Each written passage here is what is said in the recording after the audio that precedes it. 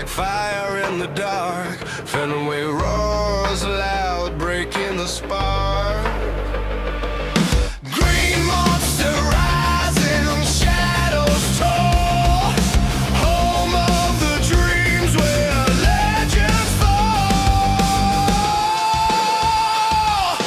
Red Sox Digest. Feel the heat, feel the flame. Red Sox Digest. Chasing glory, chasing fame. Red Sox Digest. This is the heartbeat of the game. Echoes of the past run through the ground. Ted and yells, their spirits resound. The crack of the bat, the roar of the crowd. Boston's blood. Welcome into Red Sox Digest. Houston Kellman alongside Jace Andrews. I guess I'm Jace Andrews, so my name can go first. But I wanted to give Houston a chance to go first. I feel like I always say my name first. Anyways, welcome into Red Sox Digest, our weekly streams here on Tuesday. Tell your friends about it, by the way. But either way, Houston, since we talked, a lot has happened. A lot of names on the Red Sox list are gone, and teams that I did not think got these people would get them, got them. And they were deals that I think I would do. I'm going to be honest. I mean, the Mariners deal was a little rich. We'll talk about that.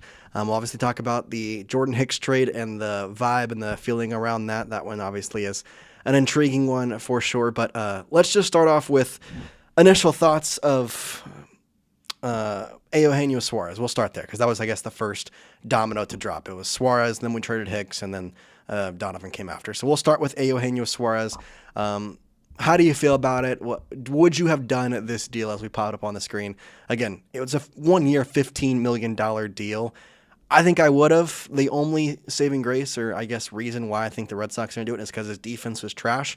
And they were going to play him in the field. They were. They were not going to allow this guy to be just a DH. That's not the way that goes. Whereas the Reds said, hey, we're going to pay you $15 million, and all you have to do is give that bat and come hit for us. Yeah, the deal itself, in the sense of the financial aspect of things, is very intriguing, I'll say. Would I've done it with the way this Red Sox offseason has unfolded up to this point, which obviously everything took place and then Suarez was signed. I would have been okay if it would have happened, especially on a 1-year, $15 million deal. Underlying metrics are not great for Suarez, but the fit, I will say, in Cincinnati, honestly, I like him in Cincinnati. I like the idea that the Reds are trying to go out there and do something productive and build something around Ellie De La Cruz and the other young core they have, but I'm okay with him not being in a Red Sox jersey, but looking at it at 1 year, $15 million, it could have been a good pickup for the Red Sox, but again, like you mentioned earlier, he would have been in the field, and the underlying metrics offensively aren't great. The defensive ones are even worse, if you can believe that. Yeah, I think that's kind of where I would go when I look at this, is the metrics behind him. I think that a lot of things that reside around him honestly go with the homers, and that if he doesn't hit those, his value is extremely, extremely diminished, and that's something to, understand about why Craig Breslow didn't make this deal. I don't know. I sit here and I think this would be a great player to have. I also understand the risks that come with him. I'm at 34 years old, obviously having a breakout in your life. Like, nobody thought he was going to do what he was going to do. No one expected that, and hence why it took him so long to sign. Hence why it took until now for him to, actually get to the point where he's getting that contract. So I would have done it. I'm going to say that. I would have, just specifically because if I'm running the Red Sox, we're going to have a DH. I don't care. I've put together a lineup 15 times, and this lineup could use just a straight DH. Obviously, I understand the rotational factor of being able to play Duran, Roman, Wilyer, and Sadan day in and day out and giving them each breaks as it goes. But that still leaves Masataka Yoshida basically out to dry, which I don't think anybody's complaining about, but just pointing that out. And so at that case in time, I think it's just an intriguing concept to look at Eugenio and be like, okay, $15 million is something I would take, especially for a guy who had 49 homers last year. And I mean, he hits half that. He's still the Red Sox home run leader this past year. It's simple as that. Like, it's just, that's stupid. It's stupid. It's crazy. And it's exactly why I would have done the deal. The risks are there. I understand it. But if a 1 year, $15 million deal, I've said it too many times with Boston Red Sox, we're acting like the Tampa Bay Rays, and I'm a little tired of it. I'm a little done. I don't want it to be that way, but unfortunately it is. And so, from now on out, I think the question becomes of, is there moves after this they can do, which we'll talk about in a second. But yeah, the power aspect of this team is strugglesome for me. Very, very strugglesome. Yeah, the idea of a right-handed power bat being in Fenway is always appetizing. It always will be because it's Fenway, and that's just the way it plays. And 99% of the time, we see right-handed batters come into Fenway, and they play pretty well if they're good offensively and at the plate, obviously. But just the idea of it, just 1 year, $15 million. He was known across the board from.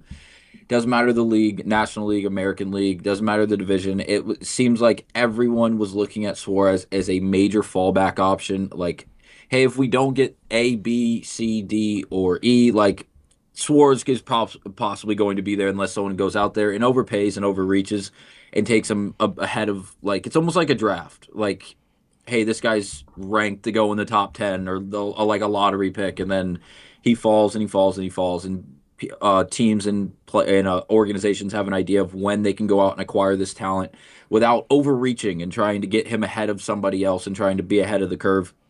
I felt like Suarez is one of those guys that was ranked towards the end of one of those rounds in the draft, and that's exactly what happened. It's late. He signed in the first week of February 1st, or maybe even the last day of January. He's going to do well in Cincinnati. I think he's going to look good in Cincinnati. I think he's going to play very well hitting behind players like Ellie and others, but yeah, you're definitely right. He would have looked good in Fenway. Again, those underlying metrics are hard to look at. They're tough. You look at this and you think, why would you want to sign this? And then you look at the home run sheet on the right and you think, man, that green monster would have not had a rest. that spray chart would have looked so good in Fenway without a doubt. Won't argue against that, but oh man, just funny to think about it. Like the Red Sox missed out on option 1 and 2 and 3 and 4, and then it was like, well, the Red Sox missed out on everything. What are you talking? Yeah, basically, they was like, hey, option 5 is still there. Like Suarez is still there. And again, I'm just hypothetically, but he was there. They didn't want it, and I agree with you. I think a lot of it had to do with the defense. Well, and funny enough, I think what's also crazy is he had a worse batting average this past year than he did in 2024. Like, I know he's 34 years old, but he combines his batting average from 24 at 250 area with 40+ home runs. You're talking all-star starter. Like, yeah. Obviously, we can't expect the same thing, but the underlying metrics are terrible. He strikes out a lot, which is something the Red Sox didn't need, but what they did need is a power bat, and he was that. I just miss the days of the Red Sox and watching them as a kid or even recently and thinking, here comes our 4 slot. He can hit a home run at any point in time. Here's David Ortiz. A home run can come. Here's Hanley Ramirez. Here's Manny Ramirez. Like there could be a home run coming.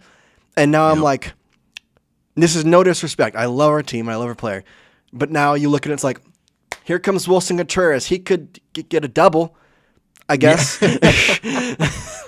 Like, don't get me wrong. Like, they're all good things, and like they want to try and get average, and I understand that. But I want a guy that I can send up to the plate and think, yeah, every single time I see him at the dish, he's got a chance to go yard. And they just haven't had that, and that's fine. It's understandable, and it's the way it goes. But it's just kind of funny. So I would like to, get better communication skills, I guess, from Craig Breslow. Because I was thinking about something, and I'm curious for your opinion on this, and we'll talk about it for a second. But he has made deals with the same people every single time. He traded for Garrett Crochet with the White Sox, and that kind of leads me into the Jordan Hicks conversation, trading him. And then you think about the trades with the St. Louis Cardinals and how he has made, at this point, $1 billion of them. So that's something. He just continues to make the deals with the same people in the same organizations. And then we hear that Alex Bregman, it was Theo Epstein who really kind of pushed John Henry to give the money. It wasn't really Craig Breslow. Craig Breslow didn't want to do that, actually. It was, Alex Cora and Sam Kennedy who wanted to put that out there. So I'm like, the conversation just has to be had, though. And you look at Craig Breslow, what's the breaking point is my opinion. Like, I understand it could go well, and he got us to the playoffs, and there's things that he's done that has worked out, like Roman Anthony, Garrett Crochet, like things like that. That's great. But the underestimated part is like, what does he do in deals with teams that, he hasn't had much talk with? Because, I mean, he had a lot of talk with the Cardinals, but Brendan Donovan is not a Red Sox. It's just kind of a weird situation, in my opinion. It's very interesting. When the second Cardinals move was made with the Red Sox, it was almost like a red flag. It was like, well, they wanted to go out.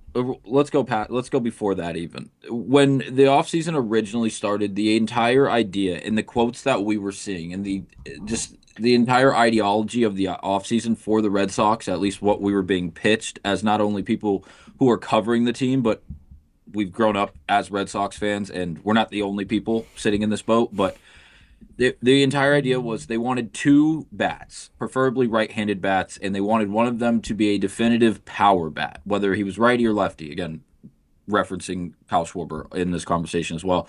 And they also wanted a legit number 2 starter. So what did Breslow do? Well, he didn't bring back Bregman. He didn't want to pay Alonso.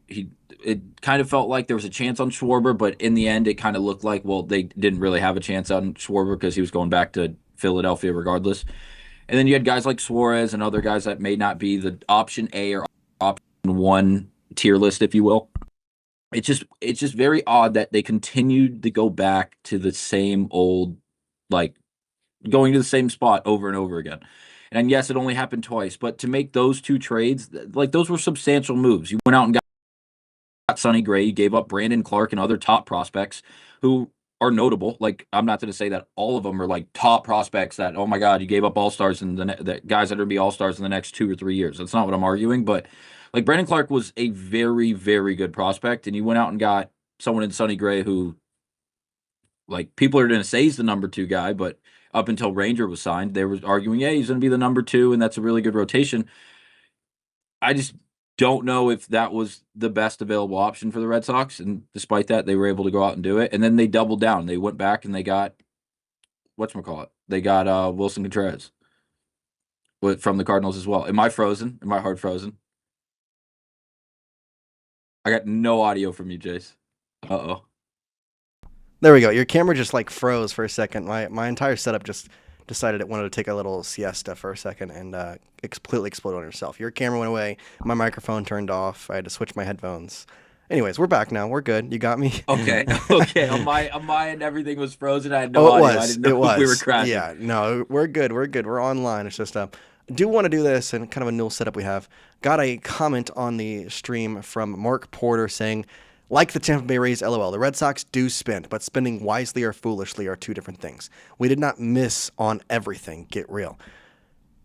Fair point. I get what you're saying.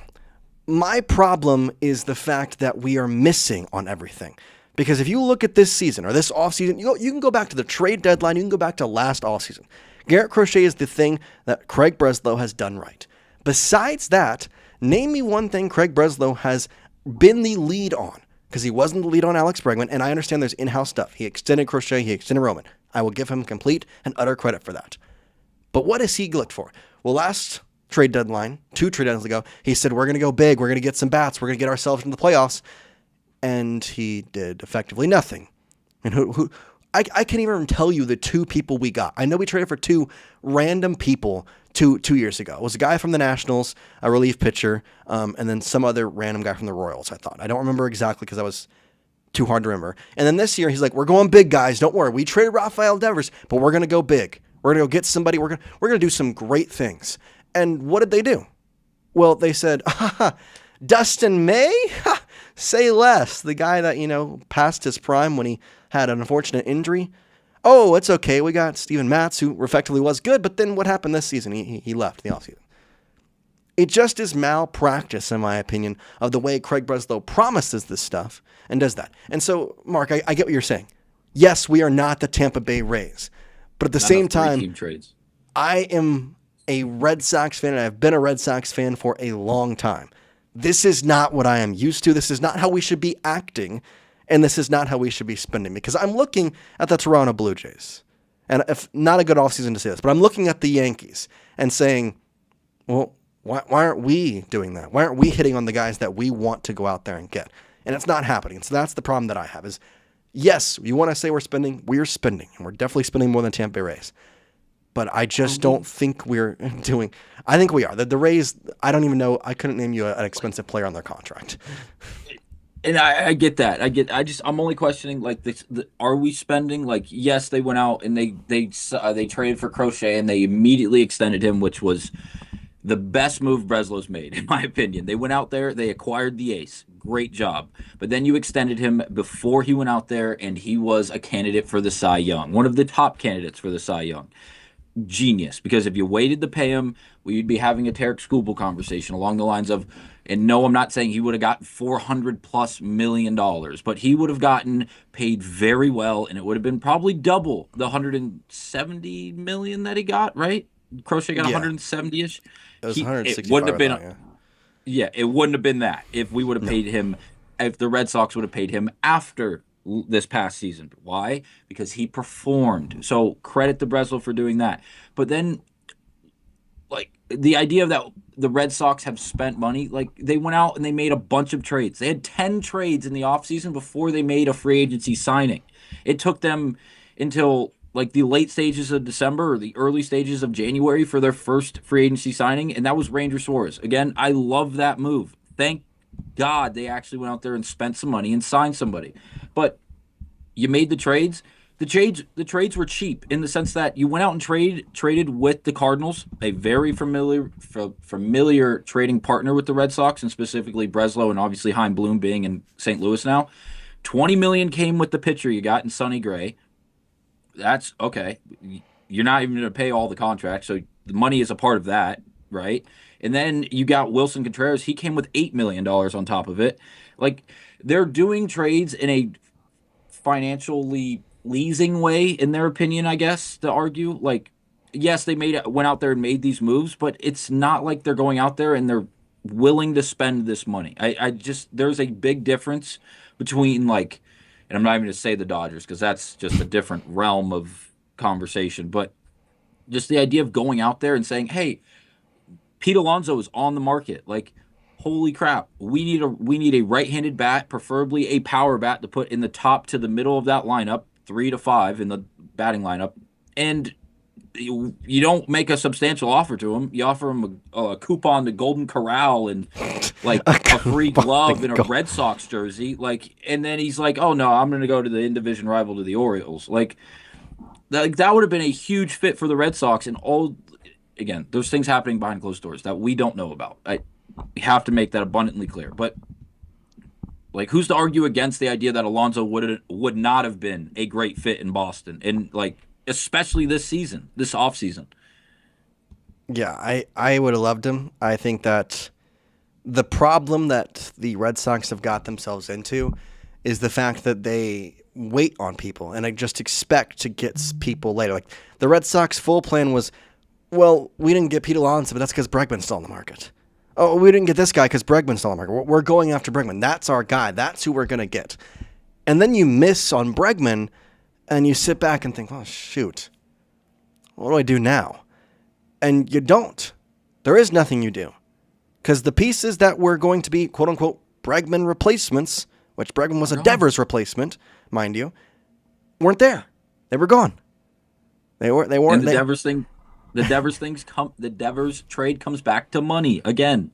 Like, looking at it now in hindsight, it was a salary dump. You got rid of, and yes, you had to get rid of somebody who like didn't want to play third base, or he wanted to play third base. They had Bregman, who was clearly better defensively by every metric defensively at third base, so that makes sense.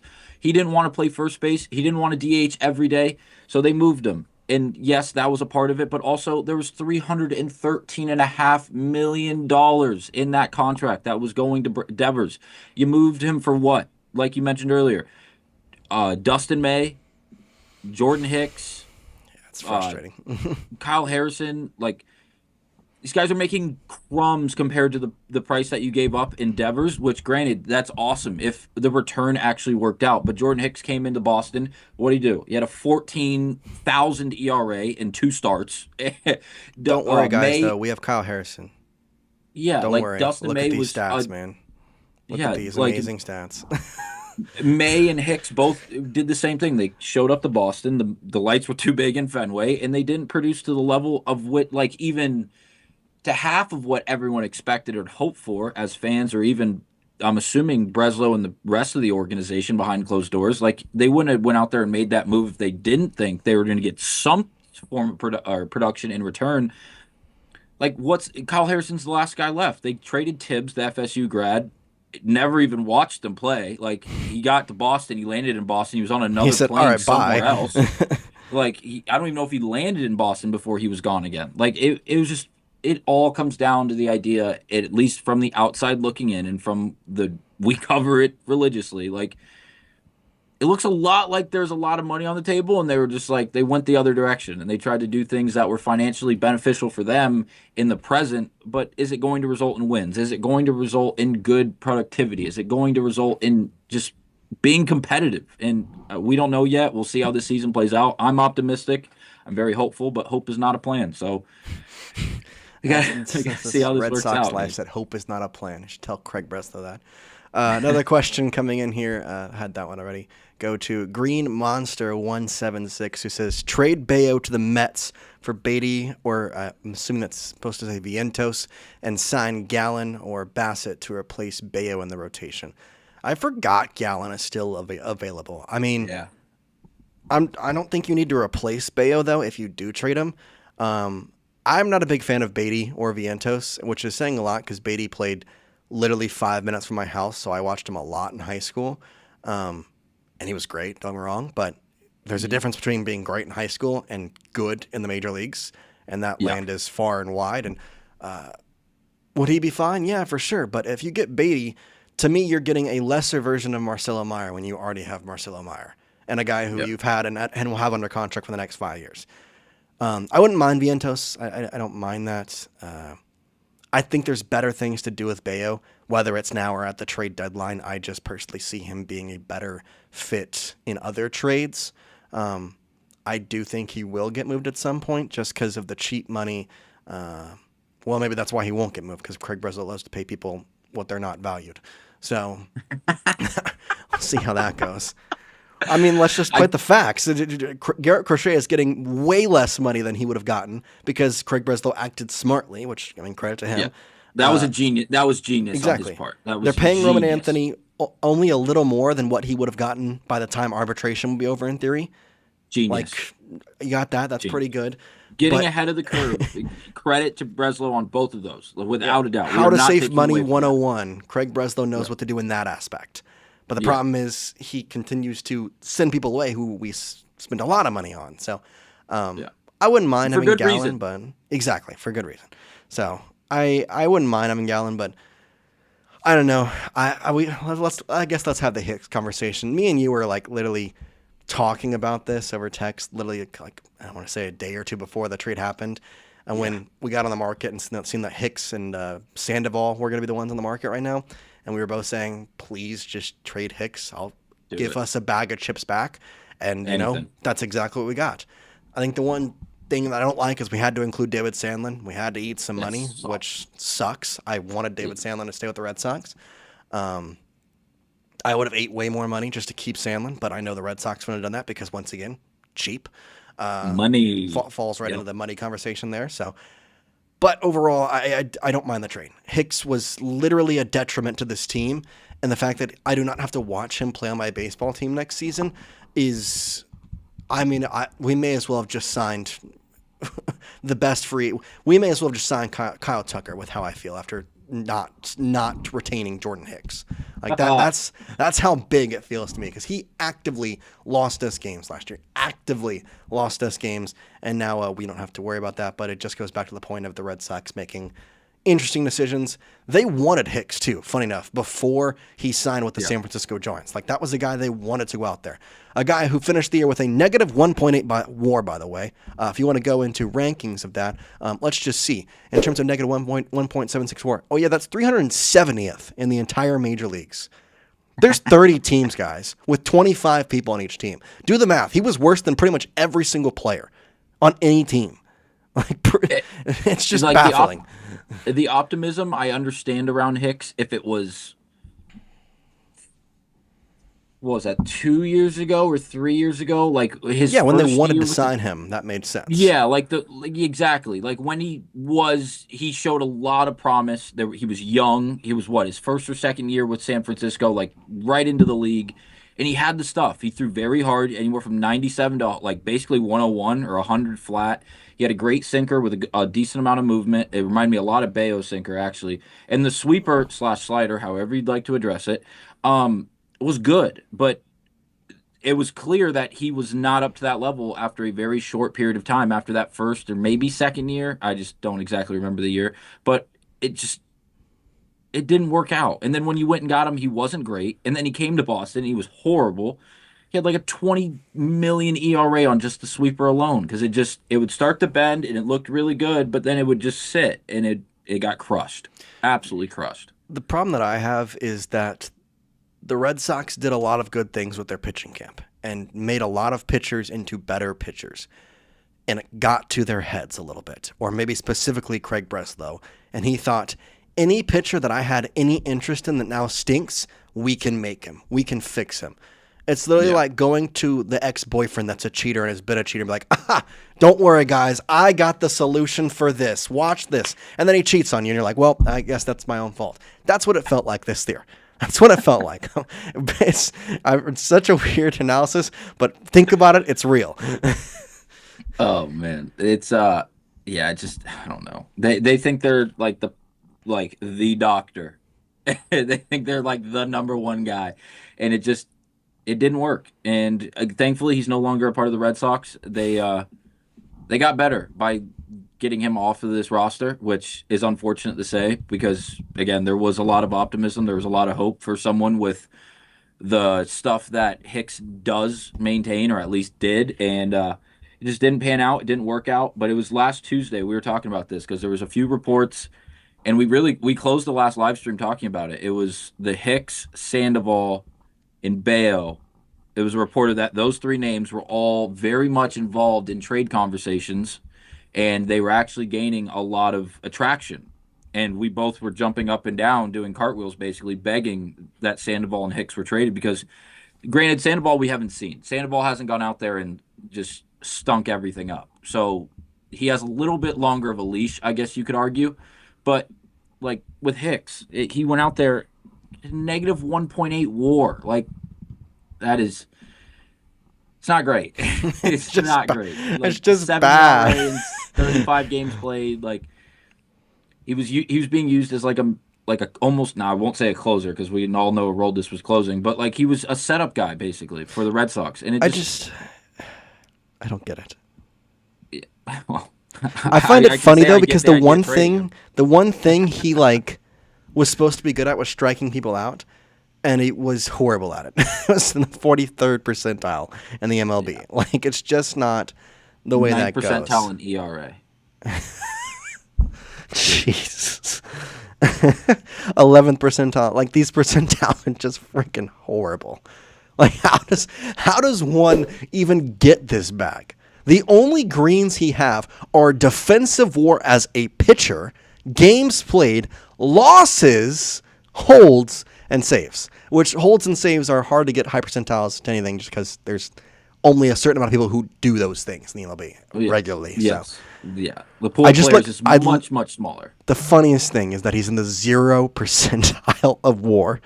He's not even in a percentile. He is that bad. He costed teams 2 wins this year across the Giants and the Red Sox.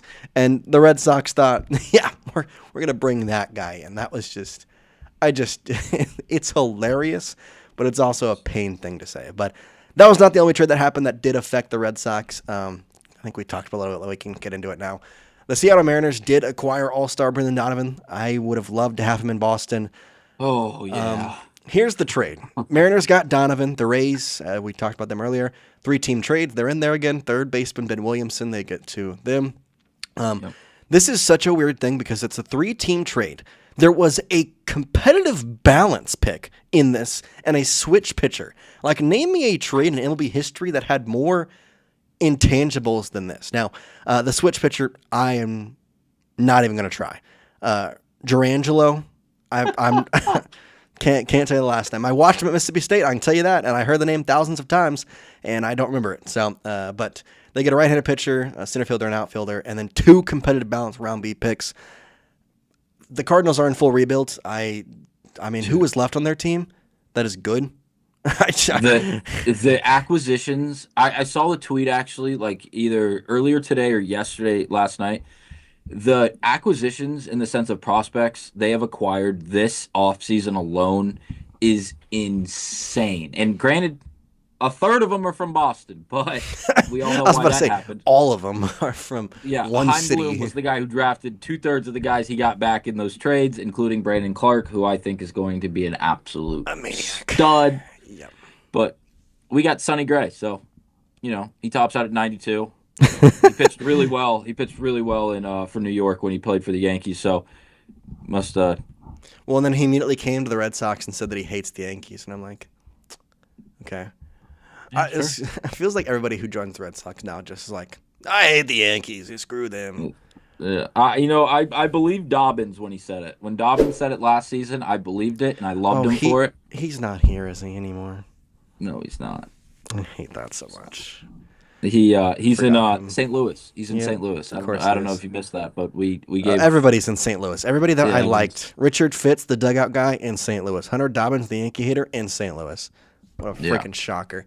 I hope Dobbins comes back. I hope Dobbins is an absolute problem with the Cardinals. I will root for that guy for a long time. He's so cool. It sucks. Sonny Gray was really good last year. Like, I'm not trying to diminish the trade. Like, I'm happy with it, obviously. And the fact that he did pitch over 160 innings is good. His strikeout numbers were in the top percentiles amongst the entire league at 97%. The fact that he's going to post is good, and that's something that the Red Sox like. His WAR is the opposite of Jordan Hicks, so that's a positive. That's good. But it's just intriguing. We do have another question coming in from Steve. He says, letting Breslow run this team is like giving the keys to a Bentley to a 10-year-old with poor eyesight.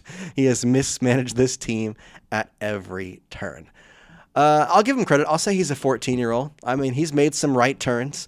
He's also had a bunch of fender benders, but he signed Crochet to a long-term deal, got Roman Anthony under contract. I will say he also did sign Christian Campbell to a 6-year deal, which I still like the deal. Don't get me wrong, but we could be looking at that different in 2 years from now, or even a year from now, and how that plays out. So that's something to watch as well. But yeah, he just I don't know. He has too much of a model, and I just think he needs to have a sense of baseball. And these guys who go to Yale and are really smart, very good for you. I'm not trying to take that away from you. What I am trying to understand, though, is that I don't want to make this sound bad. Baseball needs a little bit of dumb. You need to be a little bit risky. You need to take risks that just don't make sense, because that's what gets you to win. And I think that's Craig Breslow coming in at the time he came in, after the things that happened with Mookie Betts, after the things that happened with signing long-term contracts to Pablo Sandoval and Hanley Ramirez that did not work out, and signings of Carl Crawford back in the day that didn't work out, and just certain contracts that never went their way in terms of long-term contracts. It just came at the right time where now they're just we're just not going to make long-term contracts a thing. We're going to go away from it. We're not going to use it.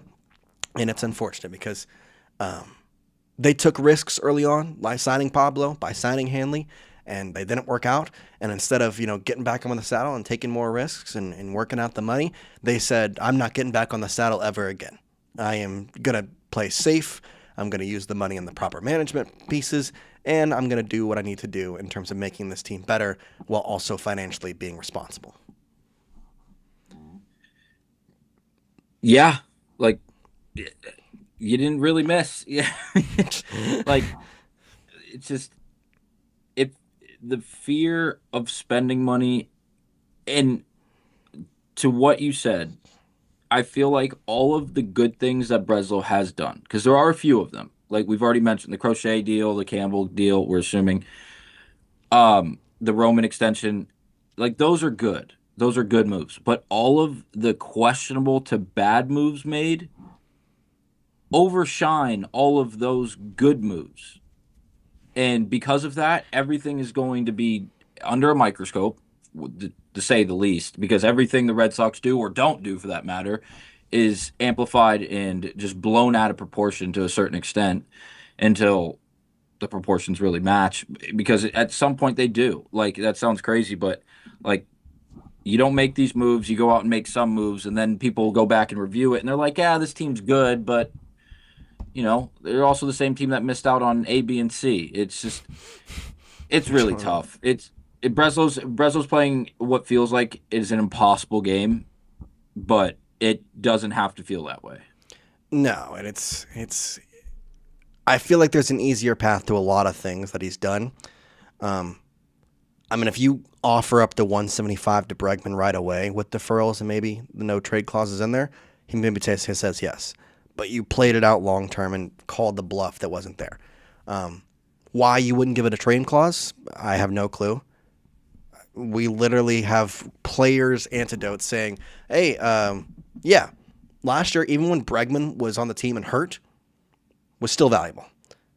Like, I don't get that. Like, Bregman is a guy who's going to become a manager one day. Simple as that. And yet you were scared of him becoming a manager early for you if he got injured, God forbid, or at the end of the day, 2-3 years from now, he's not the same player. And so maybe Bregman doesn't work out. And I don't like the contract. I think it's a lot and overspent, but I still just think you have to go out and overspend sometimes to get the deal done. Do have another question, so let's run to that. Are we going to get a second baseman? Sox fan for life says. I don't think so. I think at this point, the only guy that I could see being an option is Nico Hoerner. As much as I do like him, the price tag seems a little bit higher than I want. Also, the same can be said for Matt Shaw.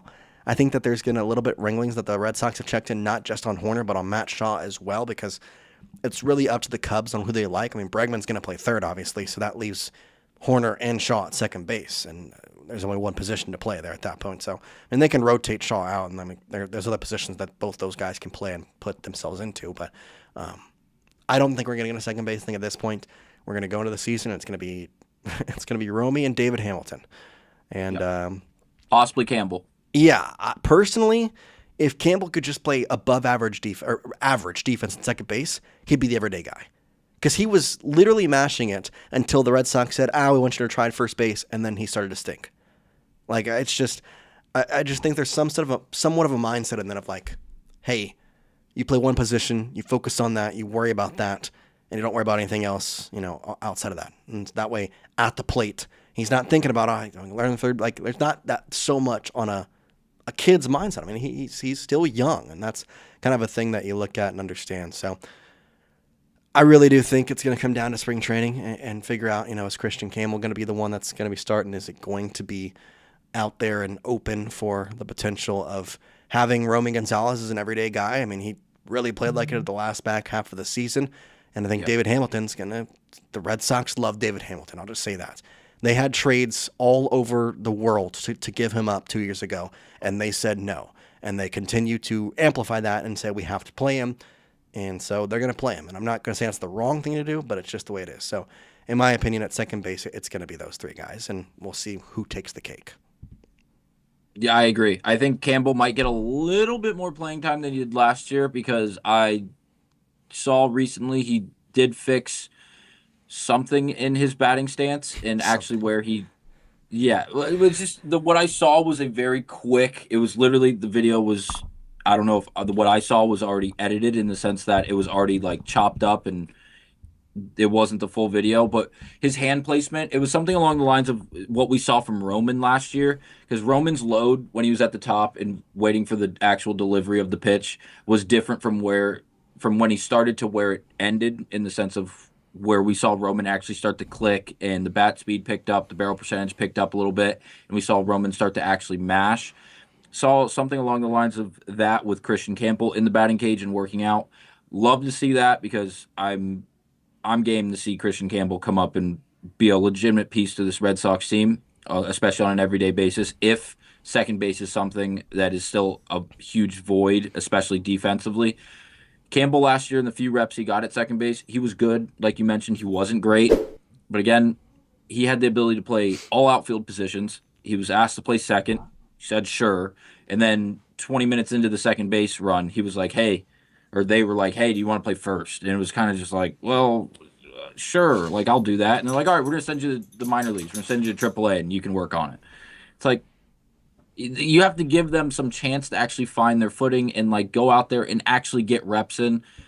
We didn't see that a lot from Campbell. I think this year we may actually see him play a lot of reps at second base, especially if the platoon options of Romy, David Hamilton, and others do not work out to the way that we're all hoping for.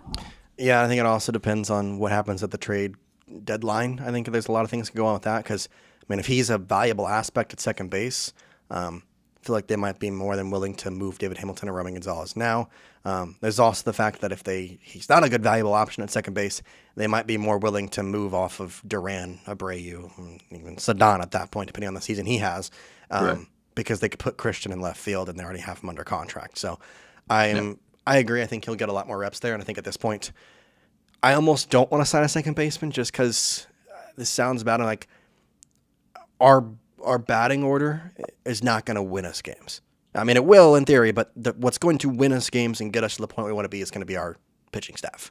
So with that, I want to try and build our young guys up more and more and more. So that means I want Sedon every day in center field. And I want Willier every day in right. I want Roman every day in left. And if Jarren's playing at DH every day, that's fine. He can give a break to Sedon one day and give a break to Willier one day. He can be that rotational outfielder that plays every day in theory. It's just at a different position every day. So I'm fine with that. I want to have more mainstays at each position because I feel as though, we can be a little bit more stingy isn't the right word, but like a little more, I guess less controlling over our lineup because I feel so confident in our pitching staff to go out and compete and give us a chance to win every single day. And kind of even to the point where we could be in a position where we're winning games 2-0, every day. And we only got 2 runs because Wilson Contreras hit a homer and, Trevor Story hit a homer. Like that, and that was our, Right. we had 3 hits and 2 of them were homers. Like that'd be fine with me. I just would like to see Christian Campbell go out there specifically because of the contract he has. And if we gave him the contract, we got to have trust in him. You can't just, I don't want another Rusney Castillo situation. That's the last thing I want on the docket here. The second baseman available via free agency right now might be the worst collection of talent available. Do you want the names? There's only 2 that I've found. IKF and David Fletcher. Those are the only 2 I've found so far. Adam Frazier. Estrada. Okay, I just got the stats ready for the 3 guys you mentioned. Brandon Rogers. I'm just curious of these guys. Let's take a little quick peek at them. IKF is not terrible.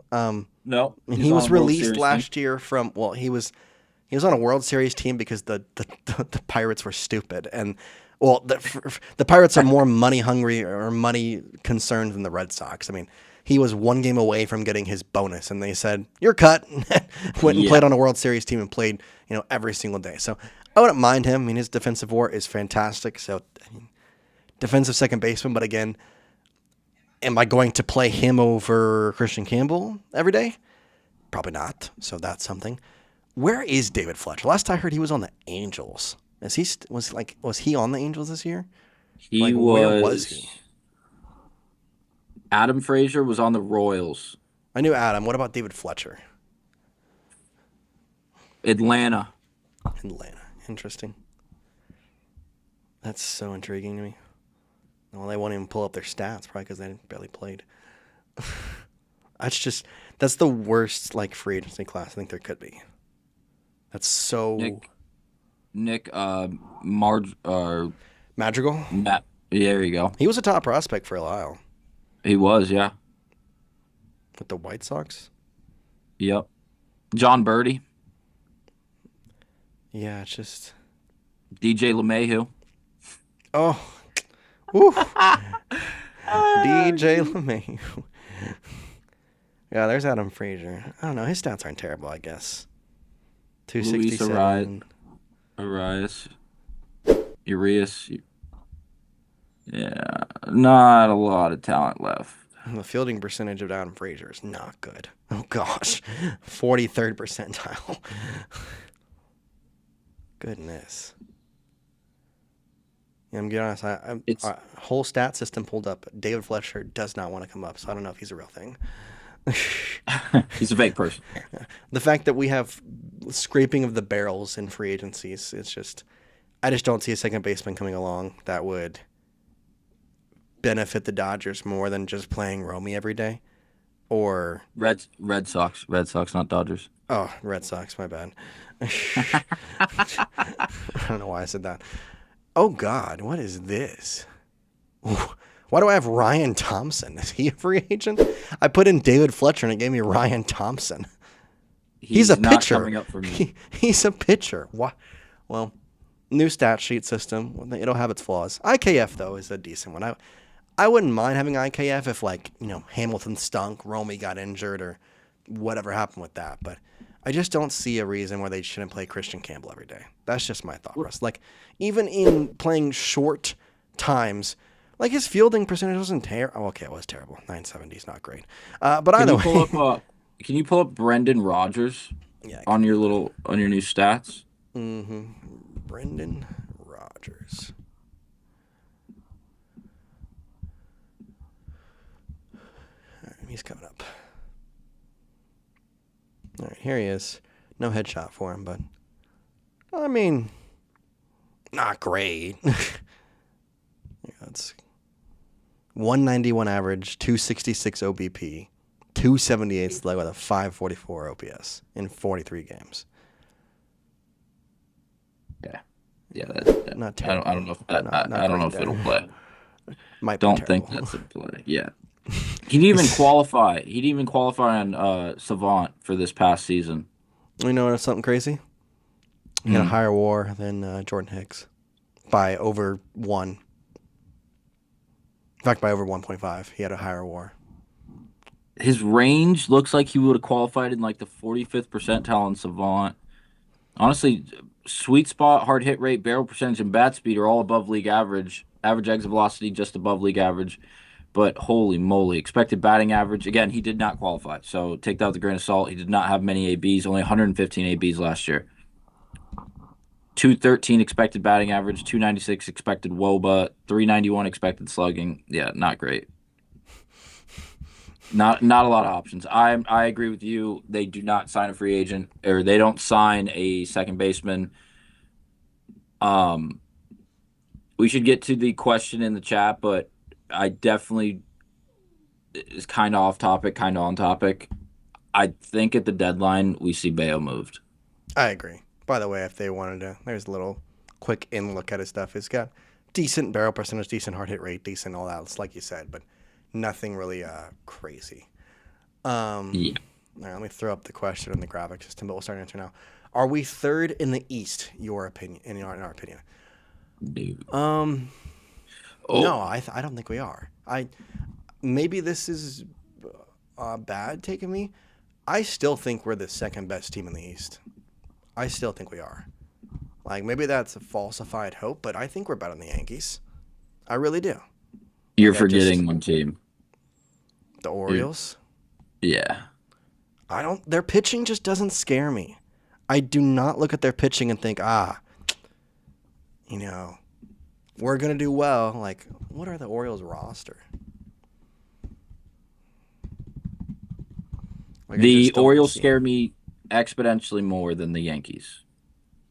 The Yankees are running out the same exact lineup as they had last year. They literally didn't do anything, which, I mean... They didn't do a single thing. They brought back Cody Bellinger, and they're lucky that the Mets were able to make a move and get Luis Robert, because if they weren't able to make that trade... Yeah, they were going to get botched They were going to overpay for Bellinger, and they were going to just dwarf the wallet of the Yankees and embarrass them. But I just don't like the pitching staff of Kyle Bradish, Trevor Rogers, Shane Baz, Zach Eflin, Dean Kremer, Tyler Wells, Cade Povich, and Brandon Young. Like, there's not even 5 guys that I would want to start on the Red Sox with that. Like, don't get me wrong. I totally understand where you're coming from. Like, they are scary. I mean, Felix Bautista is good. Like, their bullpen has a lot of good names. It's if Adley Rutschman can have a back. Thing is, They have two catchers, both which prospects. Adley has been somewhat disappointment. P. Alonso's a big thing. I mean, their middle infield is crazy. Jackson Holiday, Jordan Westberg, having Kobe Mayo in that as well. Not to mention Gunnar Henderson is just. There's just a lot they can kind of do with that. Like I do see your sentiment. Like the offense is scary, but it's also just like I just don't trust that pitching staff. They're also coming out what did they do this offseason to make them better? Get Pete Alonso? They signed is that Pete, the thing? they traded for Taylor Ward. Those two moves alone improved their offense greatly. Fair. I know. I mean, Shane Baz is a good move. Obviously, I think they got him this offseason. Well, it's an optimism move. They're hoping exactly. but here's the devil's advocate to that. What organization is able to go out and acquire young starting pitching and turn them into really good players? The Tampa Bay Rays. They do it all the time. They do it all the time. And do they hold on? Do they hold on to him? Yes or no? Yeah, it Tyler goes Glass either. Now. Yeah, like Blake there's Snell. usually. Like the guys that come from Tampa, specifically in the starting rotation, are usually pretty freaking good. Whether or not it's going to translate for Boz, we have no idea. He's also only 26 years old. He has 3 years of service time. Guy has a lot of baseball out in front of him. I think the Orioles offensively are going to be better than they were last year. And going into last year, my whole argument behind the Orioles, and I will give you some context here. I enjoy gambling. I enjoy gambling on baseball specifically because I have an idea of what I'm watching. And I was very, very stern on I did a full write-up for it and everything on the under for wins on the Orioles last season. And the biggest thing was the offense is terrifying. They can score 5 to 7 runs a game in their sleep. Granted, I didn't think Gunnar was going to take a step back, and I thought Adley was not going to take another step back. But again, that offense as currently constructed last year was good. The only problem was their rotation was worse than it is now. And it, like you mentioned, the rotation isn't great. But again, granted, it is better than it is currently. They have the ability to go out there and score a lot of runs. If their pitching can be decent, just ever so decent, they are going to win more games than they probably should. But that's a big, big if. And it feels like they're almost sitting in the same position as they were last year. So I'm kind of on a teeter-totter on that one. I was about to say it. I think I got him to flip the argument, guys. Yeah, you might have. You might have. I just don't. The offense is offense good, but scares also me. everybody last year that we thought was going to be scary wasn't. Yeah. Like, we thought Gunnar Henderson was going to be scary, and granted, he wasn't injured, so I'll give him that. But he wasn't as scary as he was. Adley Rutschman literally got jumped by their next catching prospect. Literally got jumped. Do they deal him? They might. If Samuel Bastillo is that good. Dude, that kid's and he is. So, like, what's the guy's like 9 feet That's tall. what I'm saying. Like, if his bat comes alive in terms of the average, like his average wasn't there, his power was there. He gets the average going. I mean, why do you have 2 prospect catchers? Like, and Adley has what, 2 years left on his deal? 3 years, maybe? I think he just got into R. Either 2 or 3, yeah, because he's only been in the league for 2 years now, 2.5 years. Yeah, so it's just like you could get a pretty good prospect for that, but. Yeah. I mean, I understand the concept, and I understand why they could be scared, but I just look at that team, and I think, do they scare me? Yes. Do they get to the point where I am like, oh, man, they're gonna be second place in the East? No, I just don't. Yeah, I'm honestly, now that I'm thinking about it, I think they're in the same boat they were last year, and even if they are scoring 4, 5, 6, 7 runs a game because of that offense taking steps forward, like Kyle Bradish, Cade Povich, who I'm actually a big fan of Povich. I think that kid could be a legit stud. He reminds me a lot of Mackenzie Gore because he's a massive lefty with a huge extension. Like, the guy he throws from like 17 feet that way. Like Randy, not Randy Johnson-esque, but I was like, Randy whoa. It just in the sense of like where that I get what release you're point saying. is. I get what you're saying. You know what I mean? Like, he is a huge, massive human being, and you also add the idea that he's releasing the ball from like the 9-foot mark. Yeah, you're not going to see especially standing on a mound. Yeah, like you're going to have the ability, but also he only throws like 92. So there's good, there's not great. And I think I agree with you. the Red Sox are definitely the second best team in that division. And I also look at last year, and again, it's one off, and it's baseball. Everything. It's 162 games. Things can happen. Yeah. They also almost got no hit by the Dodgers. Now, granted, they won the game that they almost got no hit. Yeah. If you remember that one, that was wild. I do. Literally one out away and then hit homer and they won. Wasn't it Jackson? Yeah, it was. It was Jackson hit that. Jackson had the double and then a homer by Gunnar. Did Gunnar hit the homer? Yeah. I don't know. Jackson had the double because they walked a guy. Jackson scored a guy on a double to make it 2-1, and then somebody hit a home run after to make it 3-2 in the game, which was just hilarious. I just remember getting the notification from MLB Network, no hitter alert. Dodgers are 3 outs away, and I click on the game because I was watching Sox or anybody, and I just remember that 9th inning started and it was like, well, they're working pitch counts right now. Like, this looks good, and then it was like, oh wait, they worked a walk. And then Jackson came up, and he's like 19 years old. He looks like he just had a fresh shave or he'd never grown facial hair before. And he just comes up and barrels one the right center. It's like, oh, that jinx is so real. That jinx is so real. We didn't have a single no-hitter last year, did we? Nope. Yeah, I have this conversation all the time with the guy I work with. All the time. I always got close. Forget that. Oh, we got close really close a lot. There was a lot of things that got close, but never happened though. All right. Well, any final thoughts for this week? Obviously, we're gonna start. I mean, spring training starts. Red Sox had a tweet. It starts in 5 days. Pitchers and catchers report in like 5 days. WBC's less than 30 days away.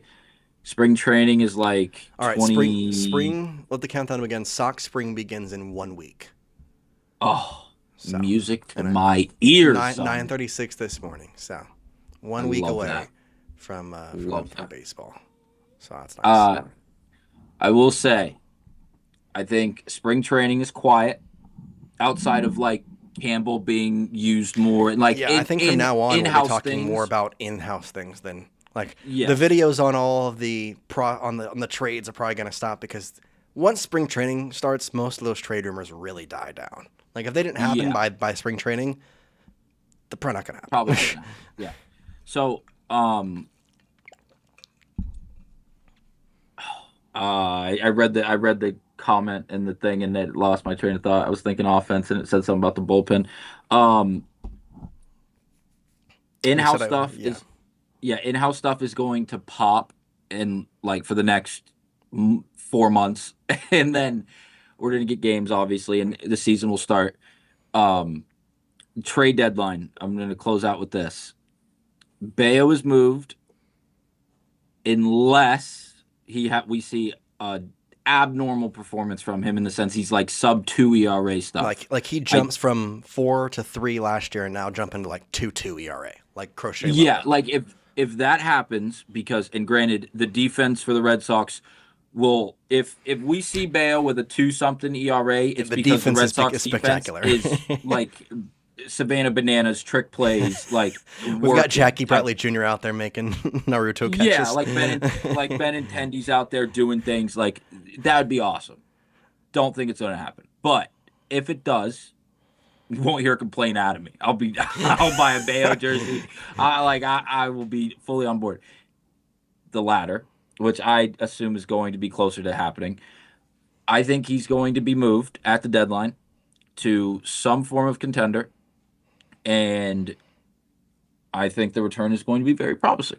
I think that because of the team control, but I would say I'm way early doing this, but I think that Bello is like the preseason trade favorite, I guess if you want to label it that way, for the Red Sox. I don't think there's anyone else on this team that's like jumping off the page at me, unless there's like a freak outfield injury and a competitor needs an outfielder and they call Boston. They're outlandishly desperate and they ask for Willier like Jarren. But if that happens, it'll be damn near a king's ransom. I was about to say we're going to give him up and be like, all right, now give us half your roster. Yeah. You want him? Sure. Sure, it only cost you 5 prospects. Who's your ace right now? And number 1 prospect? Yeah, sure, we'll do that. Yeah, we'll take that. Thanks. Yeah, I agree.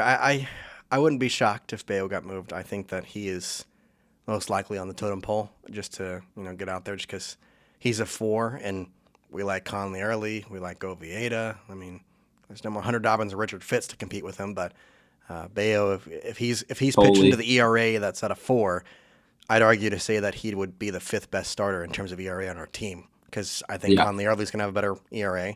I think that our top 3 in Gray, Suarez, and Crochet will all have a better ERA, and there's a chance that Oviedo might have a top ERA over Bello. So, good news is Bello gets a lot of ground ball, and so I think at that point, defense is good, then Bello's good. It's so funny. The Red Sox had the worst defense in the MLB last year, and they were like, you know what? We're getting some ground ball pitchers. Yeah, I'm gonna go. We're the only free agent we're gonna sign is a ground ball guy with low velo, and then Bello, who's already been taken care of, who has a lot of trade value. We're not gonna trade him, even though he's a ground ball guy. And then it's just like, well, did we improve the defense? Well, Wilson's at first. Oh, okay. Who's at second? Who's at second, short, and third? Well, Story's still there. Oh, okay. You got Marcelo. Well, he has 15 minutes in the big leagues. Okay, he can play. He can play third. That's fine. Yeah, sure. Second base. Oh, we're actually gonna use like 3 or 4 options on the daily basis. The platoon, you know. Hey, but guess what? One of those 3 or 4 options, great bat. All right, sure. We might have the most errors at second base in league history after this season if it goes that way. If the Red Sox lead, if they're top 3 in errors again this year, I will do something irrational. I don't know, like jump through my desk and like just cause chaos. I don't know. Right, I'll go through the breakdown table behind me with all my. It's on video now, so you know. Yeah, no. First stream of the off season after the season. If we're bottom 3 in errors, get ready to watch Houston jump through a table. Yeah, like Bill's Mafia stuff, like off a ladder through a table. WWE. I don't know. I can't do it. I can't do the Conley early like 0.6 whip and they lose. That is infuriating. That also is on the defense too for dropping a catchable center field ball. Freaking Sadan took the worst route to a ball I've ever seen.